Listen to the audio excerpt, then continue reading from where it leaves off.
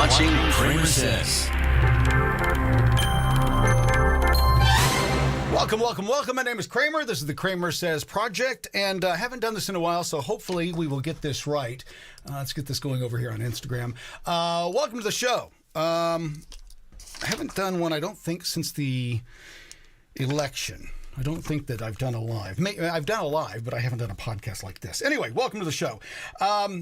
One of the things I want to talk about is that over the last 4 years, one of the things that was attacked more than anything else was our free speech. And it's incumbent upon the American people to stand up in defense of the number one thing, the number one right that you have, free speech. You have to be willing to die on that hill every fucking day. And we haven't been willing to do that over the last 4 years. Lots of people over the last 4 years got censored, got canceled, and just went on with their lives as if, well, this is the new way that we have to live. This is not the way that we have to live. We don't have to accept these rules. And how do I know? Well, the speech that J.D. Vance gave in Munich was a shout to the world saying free speech is back. We're going to stand by the people that elected us. We're going to do as they say. We're not going to join a global elite and do whatever we want to do.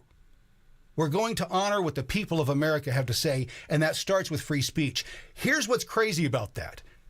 The elites in Munich lost their fucking minds. The elites in this nation, on both sides of the aisle, lost their fucking minds. The Democrats lost their minds. It's important that people hear what Vance was talking about, what he was saying, so that as you're talking to other people, that you can clearly say that I know what's going on. I heard the speech he gave, and you tell me how demanding free speech for citizens is a threat to democracy. Because that's what he said. He said that only through the freedom of the people in the nation can you have true democracy.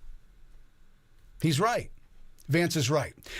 Let's go to the first one here. One of the things that he talked about was the function that he was at was a defense security function. And so they're all going to be talking about, how much money they need for this system or that system or whatever. And what Vance says is true here. He asked the question, what are you actually defending? If your people aren't free, if your people don't feel free, what is the promise that you're making to them for all this money? We gather at this conference, of course, to discuss security. And normally, we mean threats to our external security. I see many great military leaders gathered here today. But while the Trump administration is very concerned with European security and believes that we can come to a reasonable settlement between Russia and Ukraine, and we also believe that it's important in the coming years for Europe to step up in a big way to provide for its own defense, the threat that I worry the most about vis-a-vis Europe is not Russia, it's not China, it's not any other external actor. And what I worry about is the threat from within, the retreat of Europe from some of its most fundamental values shared with the United States of America. Now, I was struck that a former European commissioner went on television recently and sounded delighted that the Romanian government had just annulled an entire election. He warned that if things don't go to plan, the very same thing could happen in Germany, too. Now, these cavalier statements are shocking to American ears. For years, we've been told that everything we fund and support is in the name of our shared democratic values. Everything from our Ukraine policy to digital censorship is billed as a defense of democracy. But when we see European courts canceling elections and senior officials threatening to cancel others, we ought to ask whether we're holding ourselves to an appropriately high standard. And I say ourselves because I fundamentally believe that we are on the same team. We must do more than talk about democratic values. We must live them. That's a message to the elites. There's a new sheriff in town. In fact, Vance actually uses that phrase. There's a new sheriff in town. We're not doing what the Biden administration did. We're not going to censor our citizens. We're not going to implore you to censor yours. Again, this message from Vance is no different than the message that Ronald Reagan gave at the Berlin Wall. Tear this wall down. The wall that he's talking about tearing down today isn't a real wall, but it's the wall of censorship that is built up around the world, funded by our own government. You and I were funding the people that were silencing us, the people that were fact-checking us. Our tax dollars went to these motherfuckers. You should be upset. If nothing else, that should piss you off.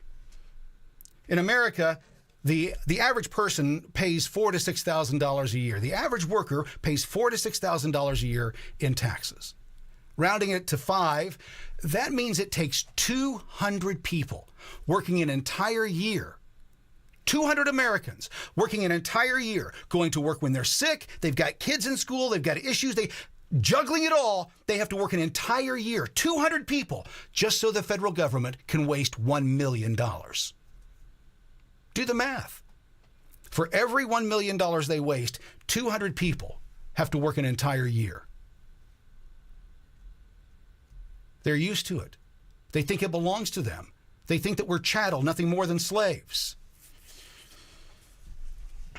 The interesting thing about what Vance talked about was that it seems as if the winners of World War II and the winners of the Cold War have now turned what they learned from the people they were fighting and turned those weapons against their own people. You can't have democracy. You can't have freedom without free speech. Now, within living memory of many of you in this room, the Cold War positioned defenders of democracy against much more tyrannical forces on this continent.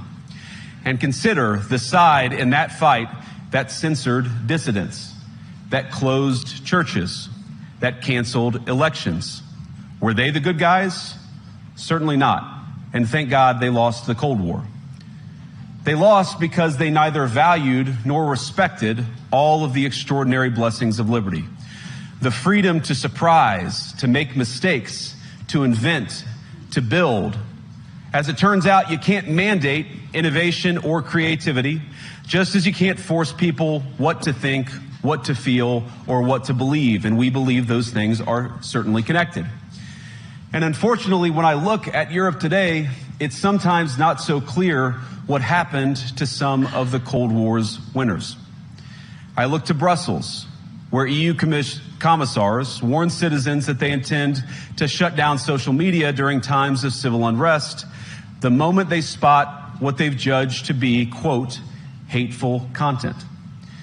Or to this very country, where police have carried out raids against citizens suspected of posting anti-feminist comments online as part of, quote, combating misogyny on the internet, a day of action.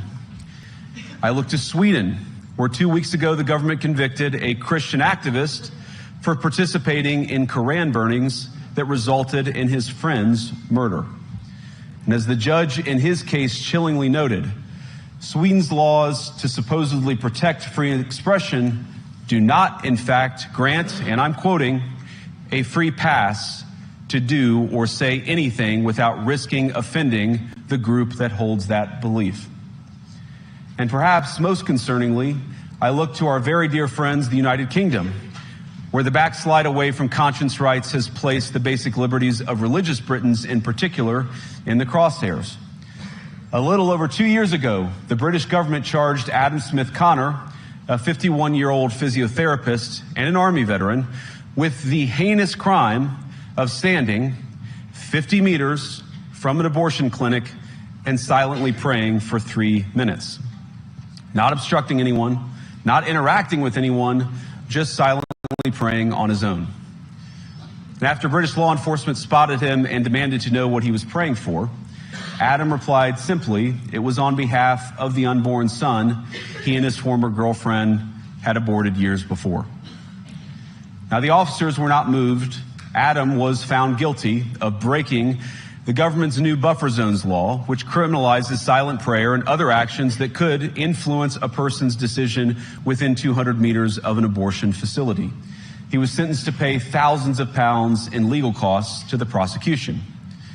Now, I wish I could say that this was a fluke, a one-off crazy example of a badly written law being enacted against a single person. But no, this last October, just a few months ago, the Scottish government began distributing letters to citizens whose houses lay within so-called safe access zones, warning them that even private prayer within their own homes may amount to breaking the law.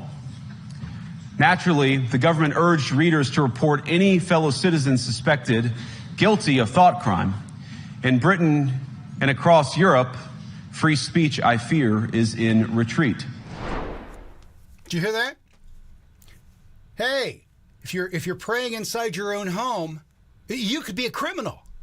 If you think something inside your mind and you tell the officer what you were thinking or what you were praying, off to jail with you. That's what's happening in Europe. Great Britain is locking up people. Vance tells a story about that later on. We'll get to that here in just a moment. But let me get the reason I'm playing these clips is because as you listen to these, and these aren't selectively taken, they're talking about the subject matter that he was discussing, which was free speech. The freedom of citizens to freely talk to their government, dissent if they want. And that it's the responsibility of the government to defend that person, not make them into a criminal, not put them behind bars, but to defend their right to say it. In Western society, in Western civilization, in democracies, that's what you have to do. Your free speech is the most important thing that you own. Not your gun, not your car, not any of the other rights. If you don't have the right to tell the government to fuck off, then you're nothing more than a slave. And you won't have any of those other rights for very long. You have to defend the First Amendment. You have to defend with all your heart, with your body, with everything, the First Amendment. The First Amendment is what keeps us out of the streets fighting each other. If we can fight each other with our words, we don't have to do it with our fists. But that doesn't matter. As Vance goes on, he talks about, well, what the Biden administration was doing. The Dems, the rhinos, and the deep state, they're all concerned about not being able to censor you. How can they save democracy if they can't censor you? And in the interest of comedy, my friends, but also in the interest of truth, I will admit that sometimes the loudest voices for censorship have come not from within Europe, but from within my own country, where the prior administration threatened and bullied social media companies to censor so-called misinformation. Misinformation like, for example, the idea that coronavirus had likely leaked from a laboratory in China. Our own government encouraged private companies to silence people who dared to utter what turned out to be an obvious truth. We said it then. We were saying the truth then, and we were silenced. We were silenced by social media. We were silenced by our government. We were silenced by our friends and our bosses and the people that we worked around. They didn't want to hear that their government may be doing this. You're crazy if you think that. You're a conspiracy theorist. Why would you say that? That is so crazy. You heard it. You've had the conversations. You've lost family members over this. Why? Because of cognitive dissonance. Because there's a group of people out there that believe that the government should have the authority to tell you how to live your life. How to live your life on a daily basis. What kind of foods you can take and what you can't. Oh, you can't have raw milk. No. We've decided that that's bad for you, so you can't have that. Keep in mind, these are the same people that told you butter was bad for you and the plastic they call margarine was good for you. They don't want you eating and drinking what's natural, what comes out of the ground for free, what you can just go get from that cow for free. They don't want you doing that. They want to be the middleman in everything in your life. And it's hard to do that. It's real hard to do that. When you have free speech, when you can dissent, when you can say, no, I don't like that idea. The bully does not like to be told what to do. Neither do free citizens. And the bully, that's who they generally have a problem with. Now, the free citizens will just generally leave them alone. As a member of Gen X, that's how we were raised. If it doesn't have anything to do with you, keep your fucking nose out of it. That's why Gen X has been missing from the majority of what's been going on. Because we knew the valuable lesson. If you speak up, you better be able to back it up. Got a lot of people talking a lot of trash these days. And the reason is because they have the power to censor you. They have the power to cancel you, or they believe they do. So they're brave. They say exactly what they're thinking. And that's what Vance was saying, is that here he's talking about what's the difference between the Biden administration and the Trump administration when it comes to free speech? 180 degrees. So I come here today not just with an observation, but with an offer. And just as the Biden administration seemed desperate to silence people for speaking their minds, so the Trump administration will do precisely the opposite, and I hope that we can work together on that. In Washington, there is a new sheriff in town, and under Donald Trump's leadership, we may disagree with your views, but we will fight to defend your right to offer it in the public square, agree or disagree.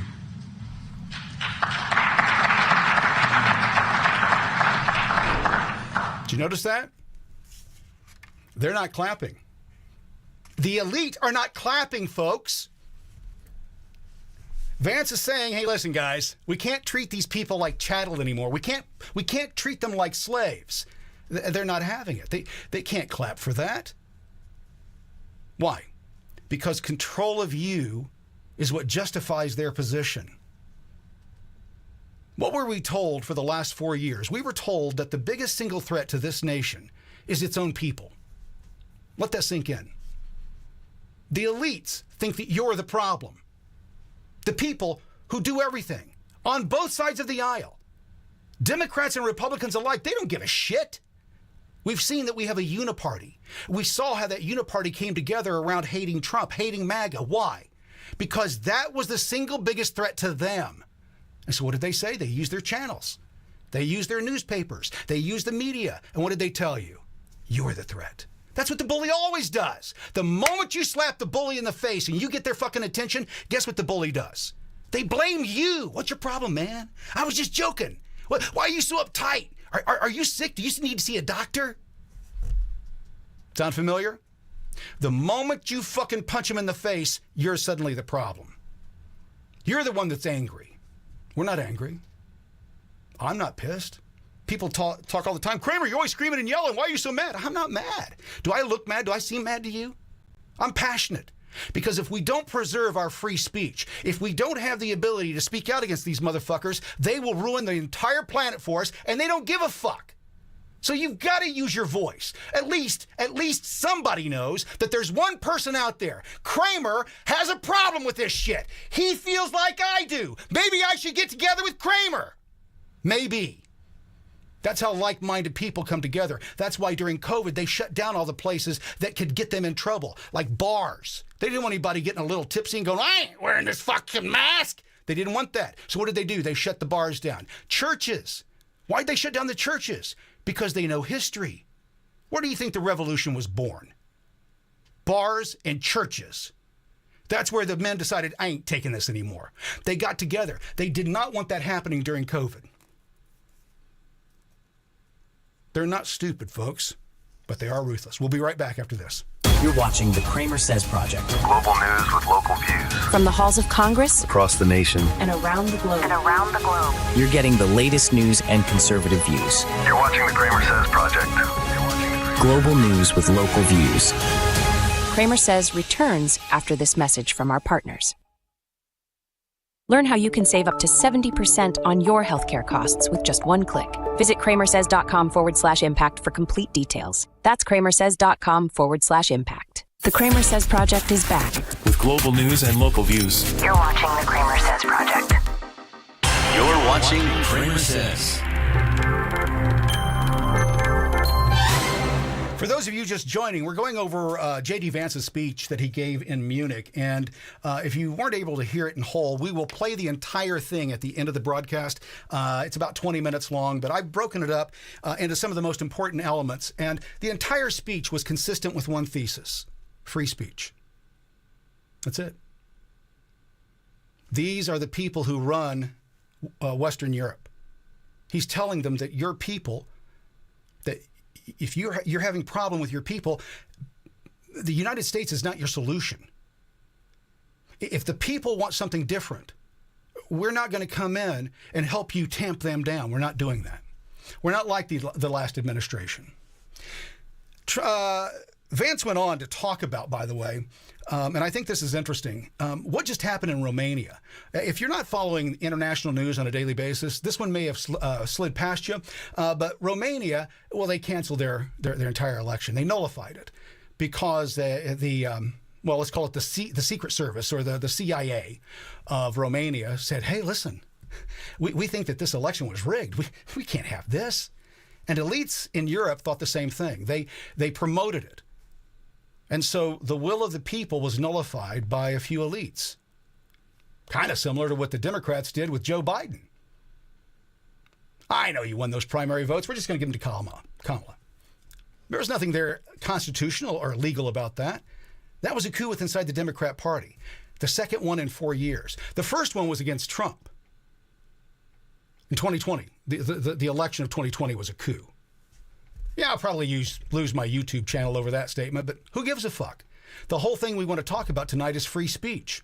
And it doesn't look like J.D. Vance has much faith in what Europe is doing. Listen to what they're talking about with Romania. Now, we're at the point, of course, that the situation has gotten so bad that this December, Romania straight up canceled the results of a presidential election based on the flimsy suspicions of an intelligence agency and enormous pressure from its continental neighbors. Now, as I understand it, the argument was that Russian disinformation had infected the Romanian elections.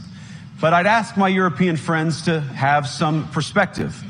You can believe it's wrong for Russia to buy social media advertisements to influence your elections. We certainly do.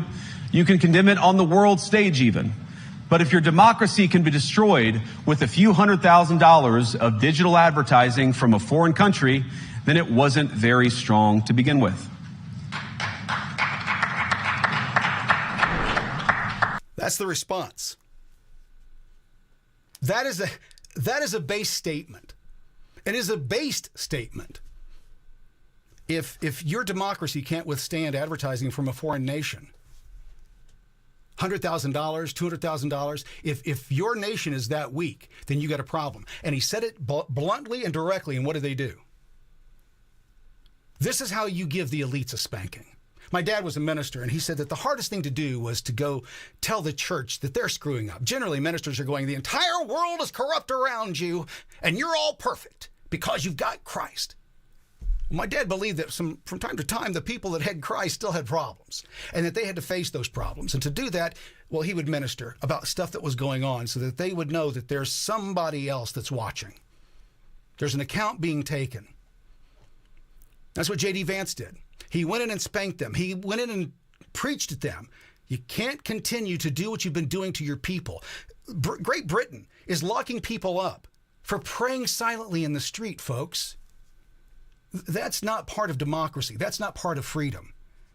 And far too many of the elites and the oligarchs on the left in this country wanted the exact same thing. Why do you think they're fighting so hard against Doge and what Trump is doing? Because they don't want people having the power. The more people that we have in government, the more people that are in charge of different departments of this and that, well, they can just compound regulation and rules and policies on top of each other until, well, we're drowning. And they're guaranteed a job for their entire lives. I think it's interesting that you're hearing these people crying and lamenting about how they're losing their job, that Doge they're... You don't get it, do you? You didn't have any problem when the entire nation was being shut down. Because you motherfuckers were the only ones that got a check the entire fucking time. Paid for, you're welcome, by the American taxpayer. You didn't have to worry about your mortgage being paid because your check came in. Now you're experiencing what everybody else went through in 2020. We're finally all in it together. Folks, you've got to be blunt with these motherfuckers because bluntness is the only thing that they understand. And the reason that they're taking your free speech is because that's the one thing that's most dangerous to them. They use their speech like a knife. They utilize it like a tool. And we have to learn to do the same thing and stand up and defend our rights, because if we don't, they'll be gone in a blink of an eye, just like they were during COVID. You remember those days. Vance continues. Now, the good news is that I happen to think your democracies are substantially less brittle than many people apparently fear. And I really do believe that allowing our citizens to speak their mind will make them stronger still. Which, of course, brings us back to Munich, where the organizers of this very conference have banned lawmakers representing populist parties on both the left and the right from participating in these conversations. Now, again, we don't have to agree with everything or anything that people say. But when when political leaders represent an important constituency, it is incumbent upon us to at least participate in dialogue with them.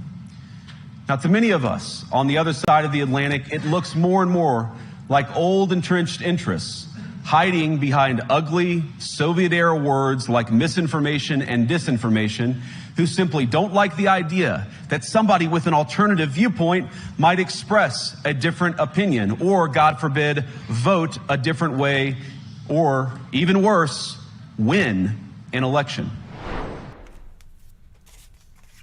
He's speaking truth. He went into their congregation, into that church in Europe, the church of the powerful, and started preaching at them that you can't do to your people what you've been doing. You can't expect the American people to take what you've been doing to us.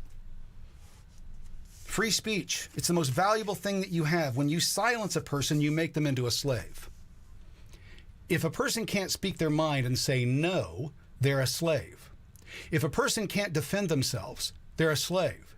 If you can't pray to the God that you want, you're a slave. If you can't pray on the street silently, you're a slave.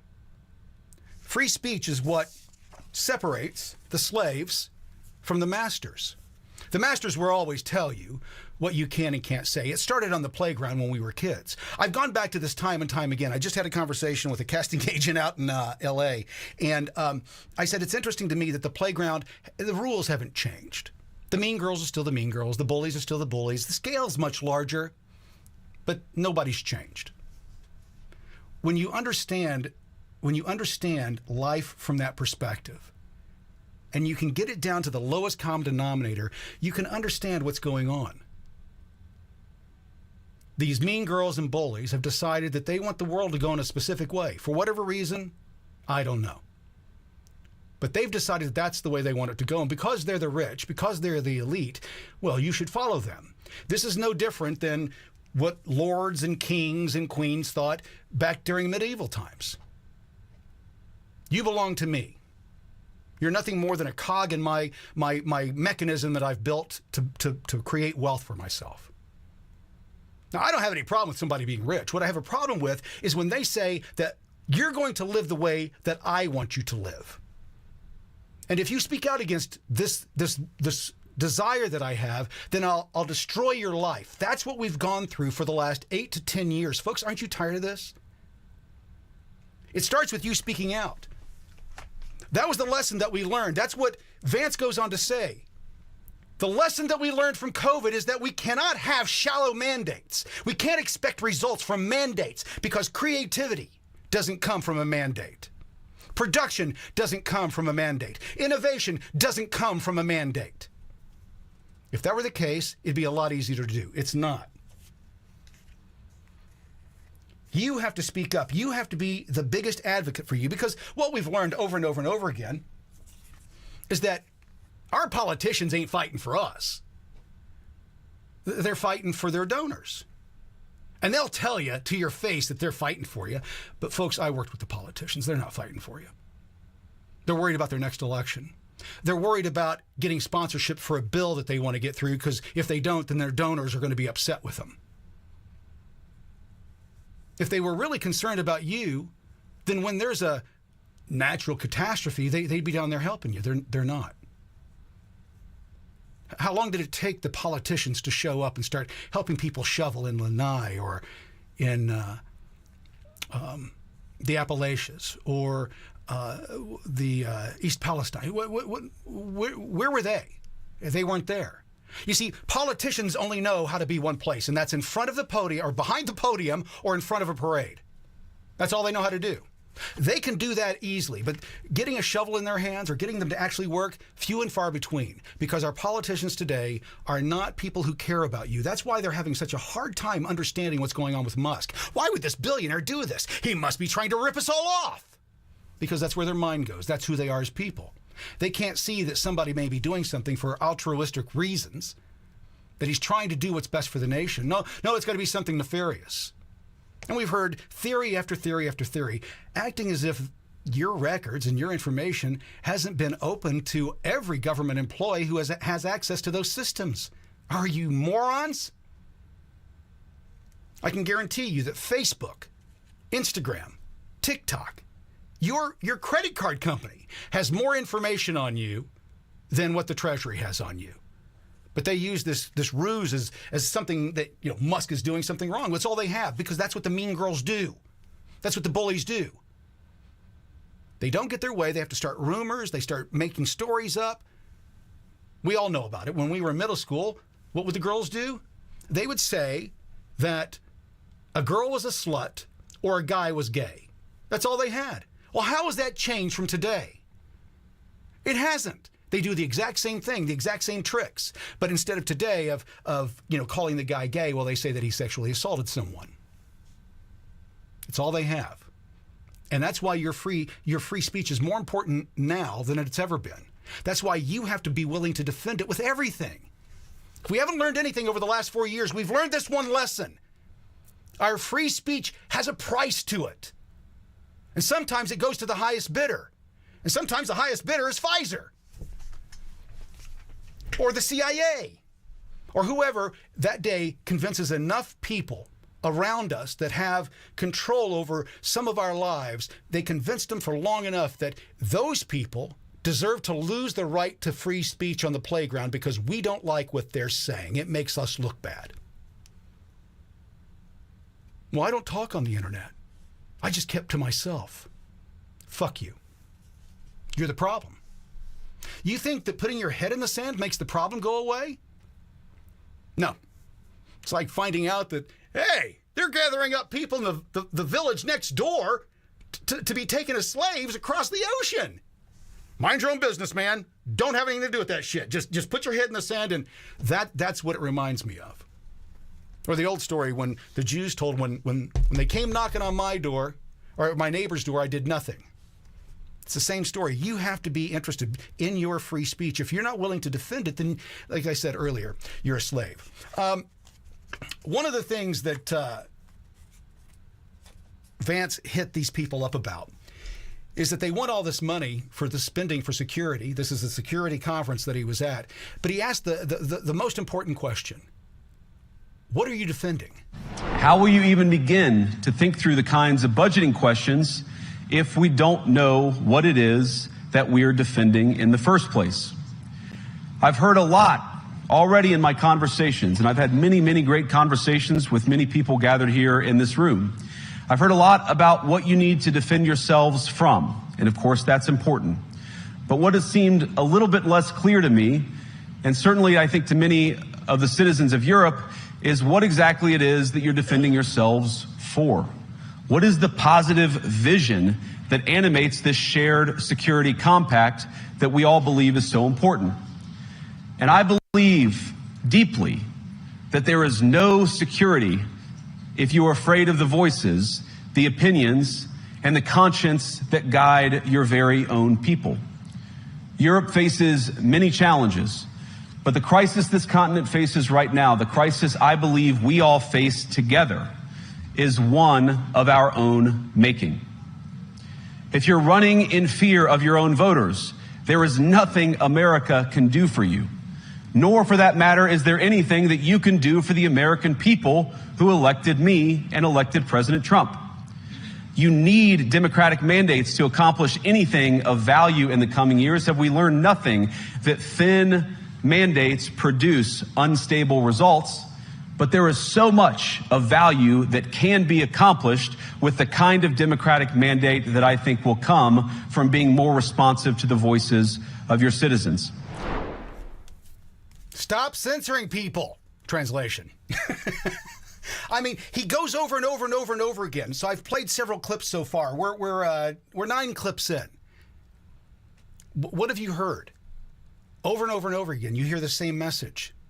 Democratic process. Listen to the voice of the citizens. Allow free speech. Allow dissent. You're stronger with it than without it. Is that what a Nazi says? Is that what Nazis do? Is they say, hey, listen, we got to give more power to the people. We can't take all this power to ourselves. No, we got to spread this shit around. We got to let them have more of a voice. When's the last time you heard a Nazi or a modern day politician saying that? We've got modern day politicians that are advocating for censorship, telling you that you can't speak freely. You can't say that. That's misinformation, disinformation. It's what we were told right before the election, that one of the biggest threats to this nation was white nationalist and misinformation, disinformation.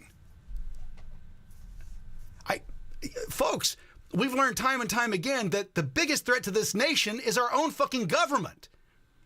Just looking at what USAID was doing, the money that they were spending to silence voices in this nation is fucking criminal. I hope to God somebody goes to jail. But do you know how we make sure that happens? Do you know how we ensure that people go to jail? We raise our voices. That's how it happens. You have to let your congressman know. You have to let everybody that you talk to. You have to let your senator know. You have to let your state legislature know. We want accountability. The people who wronged us, the people who broke the law, the people who were treasonous, can't just walk off into the sunset as if nothing happened. For trust and faith in this nation to be fully restored, accountability on both sides of the aisle, it has to happen. If it doesn't happen, well, we're not going to get back to normal anytime soon. We'll be right back after this. Impact Health Sharing isn't insurance. It's affordable health care. Impact Health Sharing offers comprehensive medical services, covering preventive care, maternity, accidents, illnesses, and injuries. Plus, choose any doctor or healthcare provider you trust with no in-network restrictions. Enjoy the freedom and coverage you need for your entire family. To learn more about how you can save 30, 40, even up to 50% on your healthcare costs, call 844-827-2637. That's 844-827-2637.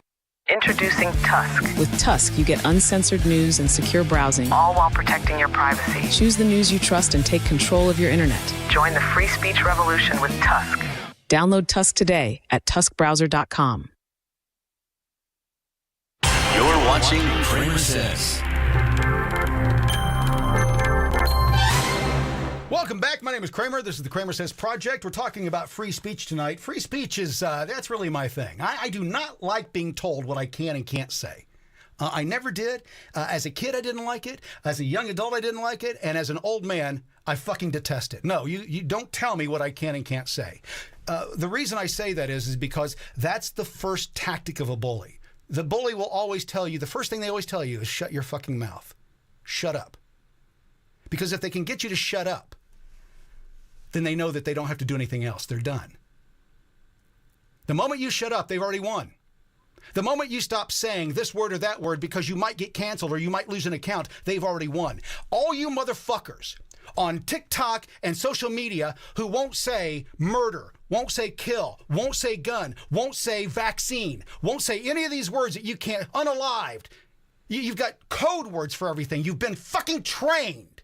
That's how they do it. The bully told you what the rules were, and you said, okay, I can live with that. You can't talk about rape. Why can't we talk about one of the most horrific things on the face of the planet? Why can't we say that, oh, it might trigger somebody. Imagine being raped. Is that more triggering than the word? Yes, it is. I can guarantee you. Never been raped, but I can guarantee you that being raped would be far more traumatic than hearing the word. If you're that tender, if you're that much of a snowflake, maybe the outside world isn't right for you. Maybe you're not ready. As Candace Owen says, you got to get a helmet. Life is hard. When Vance was going through this, and I was watching this 20-minute speech that he gave in Munich, I kept hearing the same thing over and over and over again. The same message, the same thesis. Free speech, listen to your people. But none of his statements were more true than this one here. You cannot win a Democratic mandate by censoring your opponents or putting them in jail. Whether that's the leader of the opposition, a humble Christian praying in her own home, or a journalist trying to report the news. Nor can you win one by disregarding your basic electorate on questions like who gets to be a part of our shared society. He talks about that quite a bit. Who gets to be a part of our shared society? What he's talking about is exclusion. Well, we don't like that person. We don't like that group. We don't like that political affiliation. We don't like them. And so those voices are silenced. That's not right, folks. It never has been. It wasn't right on the playground. It's not right today. You've got to ensure your freedoms, you've got to have the balls it takes to be as much of a bully for your freedoms as they are in taking them away. What Vance gave in this speech was a warning to the world. There's a new sheriff in town. We're done playing the game the way the game has been played. We're all democracies. We all we answer to the people that elected us, and there isn't an elite that runs at the top that says what's going to happen. We're going to listen to the people. You should listen to the people of Europe. I think it's interesting that as much as they've tried to paint a difference between us and Europe, that Europe is so much better, it's amazing to me that we share the same kind of stories due to one thing: illegal immigration, mass migration. It's one of the biggest problems that we have worldwide, and it was caused by our own politicians. Vance goes into it. It's a terrible story, but it's one we've heard way too many times in Europe and unfortunately too many times in the United States as well. An asylum seeker, often a young man in his mid-20s, already known to police, rams a car into a crowd and shatters a community. How many times must we suffer these appalling setbacks before we change course and take our shared civilization in a new direction? It's a great question. What's it going to take? Lake and Riley? Wasn't that enough? How many more have to die? Why is the left so desensitized to American suffering at the hands of people who aren't supposed to be here? Listen, I understand their plight. I get it. I have empathy for other humans. I've seen some of the areas that these people live in. It's horrendous. No, I wouldn't want to live there either. But there's a process to getting here. We're the greatest nation on the face of the earth because we have standards, because we have rules, we have laws. We have a justice system that supposedly works. Hopefully we can get that back. I don't have much faith in it right now, be real honest with you. But I understand why they want to be here. But that doesn't mean you get to be here. You know, I'd like to live on a $5 million yacht where I could fish all the different seas and oceans of the world. If I would do that, I'd get in trouble for being a stowaway because I don't have that shit. It's not mine. And it's not my right to take it and demand that somebody else give it over to me. That's what's happened. I think it's interesting that Western civilization are the only countries that are expected to take unlimited amount of people.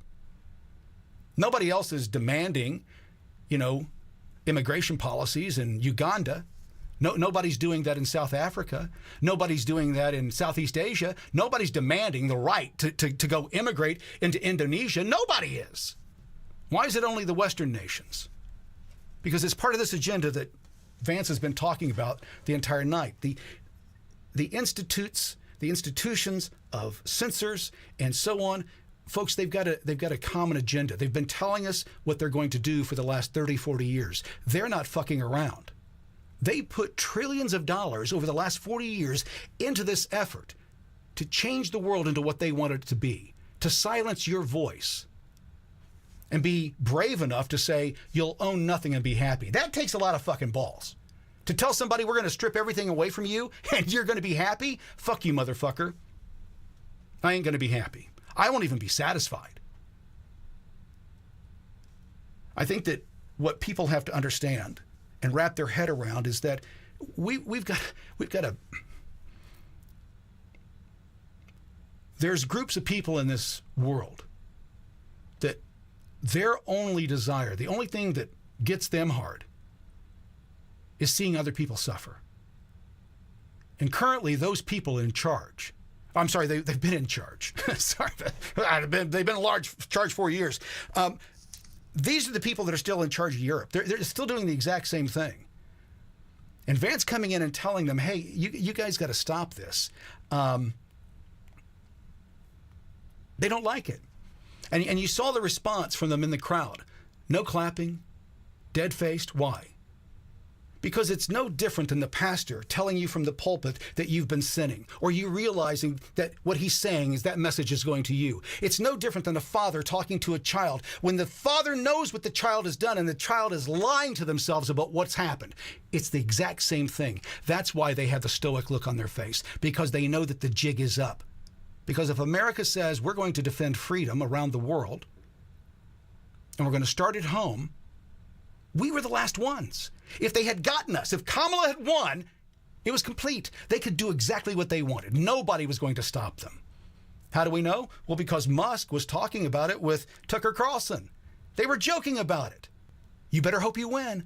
You better hope Trump gets in there. You better hope so, because you're going to jail if not. And they laughed about it. Just weeks before the election, they knew what was on the line. Why? Well, because what the Europeans are currently doing to Musk and X, the United States was threatening to do. We missed it by that much, as they used to say in the old days, the sea hair. I think it's interesting that this statement right here, and I want you to listen closely to this one because it's 100% straight on. You and I vote for these representatives, and it's their duty to listen to us. And there's one thing in particular that we did not vote for, that they did without us agreeing to it, and when we cried, they called us racist. No voter on this continent went to the ballot box to open the floodgates to millions of unvetted immigrants. But you know what they did vote for? In England, they voted for Brexit, and agree or disagree, they voted for it. And more all over Europe, they're voting for political leaders who promise to put an end to out-of-control migration. Now, I happen to agree with a lot of these concerns, but you don't have to agree with me. I just think that people care about their homes, they care about their dreams, they care about their safety and their capacity to provide for themselves and their children. And they're smart. I think this is one of the most important things I've learned in my brief time in politics. Contrary to what you might hear a couple mountains over in Davos, the citizens of all of our nations don't generally think of themselves as educated animals or as interchangeable cogs of a global economy. And it's hardly surprising that they don't want to be shuffled about or relentlessly ignored by their leaders. That's what's been happening the last 4 years, the last 8 years, the last 20 years. The elites globally thought that they ran everything. It's democracy and freedom of speech that declares us the ability to say, no, we're not going to do that. It declares for us the ability to speak back and say, no, we're not doing that. This isn't the medieval times where you are Lord and you get to tell me what to do. Men and women have died, and I will be glad to die to defend my right to not do what you're telling me to do. Are you willing to die to make me do it? That's the language we have to use. It's the language of our founding fathers. They knew that the only way that you beat the bully, and that's all this is, if you think this is anything more than that. They may be more evil, they may be more powerful, but they're no different than the bully on the playground. They will always use the exact same tactics. The first thing they tell you to do is shut up, sit down, do as you're told. If they can get you to obey, then they don't have to fight you. Everybody goes, well, they want us to rise up. No, they don't. Bullies do not want to fight you. They don't want to fight. They don't want to risk getting hurt. They want you to do everything that they say to do without any problem. Now, we know that about 80% of people will do that. About 80% of people will do whatever they're told. They will never, ever speak back to authority, ever. That is a scientific fact. Not me making it up. There's studies, about 80%. When you look at the vaccination rate across the globe, about 75%. So, around 80% will do whatever they're told. When you know these facts about people, you know that it's imperative that if you want your freedom saved, if you want them secured, there's only one way to do it, and that's to stand up and defend them yourselves. They're called individual rights for a reason. They belong to you individually. You have to defend them individually. If you believe that your politicians are getting up on a daily basis and worrying about you, and I'm talking left and right, you're childishly naive. they don't do that. They're thinking about their day and what they've got to get done. And they're saving their ass. Look at what's going on in D.C. right now. You've seen the Google searches, right? They're looking on how to get asylum. They're looking at how to offshore money. They're looking for legal help. Tons are selling their homes. Finally, we're all in it together. They're feeling the pain. They're talented people. I'm sure they'll find a way. I've got one last clip here, and this is the most important one. After I come back from this, we're going to talk about what the CramerSez project is going to morph into, and how we'd like to make people a product, a part of it. What Vance says here is what I've been preaching for the last 4 years. What I've been saying over and over again is that without free speech, democracy can't survive. This nation cannot survive without free speech. It can't be just a little free. It can't be free for some. It's got to be free for everybody. But what about the hate? Yeah. What about that? That's terrible. Let's find out who those motherfuckers are so we know who to stay away from. They get to say whatever they want to say. But you see, here's the thing. Words don't bother me. You can call me anything you want. Now, if you call somebody I love something, I may have a problem with you, but I've got thick skin. I learned a long time ago that sticks and stones, they break your bones, but words, they just piss off liberals. So the words and the symbolism that they try to use doesn't affect me. That's what pisses them off. That's what gives them joy. You see, when they use these things against you and they say, well, that's who you are based on it is not. And if we don't have free speech to speak out against these things and counter their narrative and offer people an alternative, and I think that that's what Vance was saying, that the alternative that Trump is offering, not just to the American people, but to the world, is freedom. And all you have to do is want it. You've got to be able to stand up for it. Democracy cannot survive. It cannot survive without free speech. It is the business of democracy to adjudicate these big questions at the ballot box. I believe that dismissing people, dismissing their concerns, or worse yet, shutting down media, shutting down elections, or shutting people out of the political process protects nothing. In fact, it is the most surefire way to destroy democracy. Amen. I cannot clap at this loud enough. Great speech. Democrats, rhinos, deep staters, European elites, all lost their fucking minds. Because Vance went to Europe and said, we have to honor what our citizens tell us to do. We have to allow them to speak freely. They stood there stoic. Then you've got, I don't know if you follow them on X, but the Krasenstein brothers. They're lamenting about a European leader who, after that speech from Vance, was so startled and just so taken that he cried. He bawled like a little baby. Somebody that is that weak to a speech shouldn't be allowed to be in charge of people. They don't have what it takes to be in charge of people. They've got what it takes to oppress people, be tyrannical, but they don't have what it takes to lead, because leaders aren't worried about their people. I said it during COVID. If I can't speak freely, then I'm a slave. The Democrats have made us all slaves. For 4 years, we were their slaves. Oh, Kramer, you could speak freely. No. Every time I spoke freely on social media, I got silenced. And we now know through FOIA that it wasn't them. It was the government saying it. There was a handful of us creators that were cutting through because we were telling the truth. What did we find out time and time again? That the conspiracies of COVID weren't conspiracies. It came from China. Racist, xenophobe. Remember those days? Right? It was called the Kung Flu, and oh, you can't make fun of this. That's racist. That's the left for you. That's what they do. That's all they've got. Folks, if you don't stand and defend your freedom of speech, you don't have any other rights. And when I first started doing this, it was really as a fluke, just for fun. I had nothing else to do during COVID. My ad agency had been shut down. And so what was I going to do? I decided to have some fun. It's been a fun ride. And recently there's been some changes. I'll be doing a lot more reporting, working with a group out of D.C. That will remain nameless for the time being, but they've got a great name, a great reputation, and they've offered me a huge budget to do what I've been doing, but to go tell stories and do what we've been doing.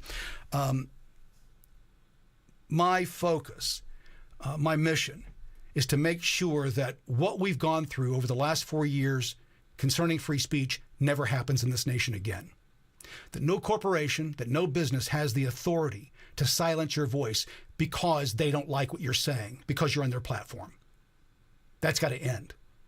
For free speech, if what I'm saying is so dangerous to you, if it is so much of a threat to you, as J.D. Vance said, then you weren't really all that powerful after all.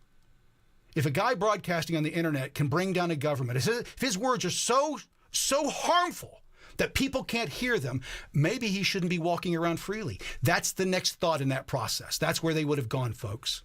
It's already happening in Great Britain. You have to be willing to stand up. Here in the next few weeks, we're going to be making an announcement about what we're going to do in this initiative. We want you to join us. We're going to need artists. We're going to need web designers. We're going to need a lot of help. It's a grassroots movement. For the last 4 years, I've paid for everything that I've done out of my own pocket.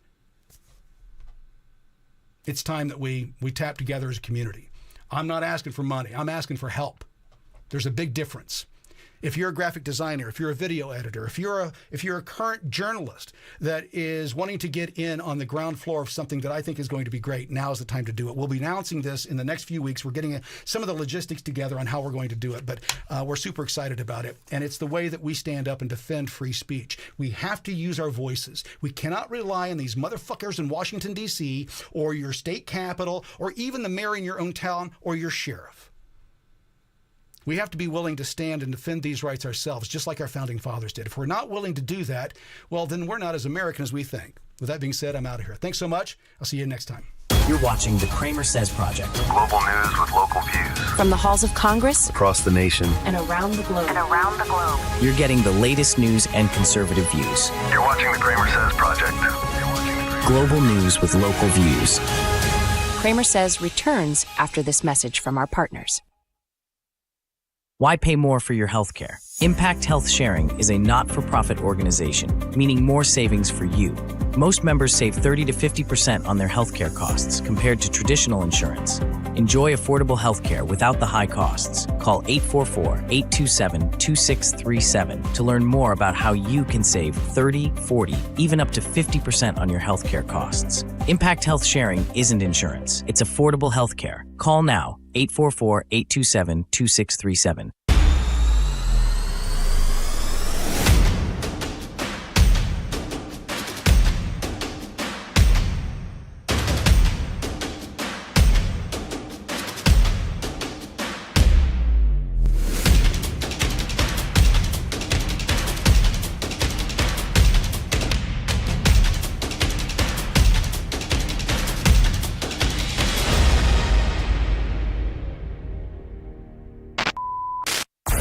You're watching the CramerSez Project.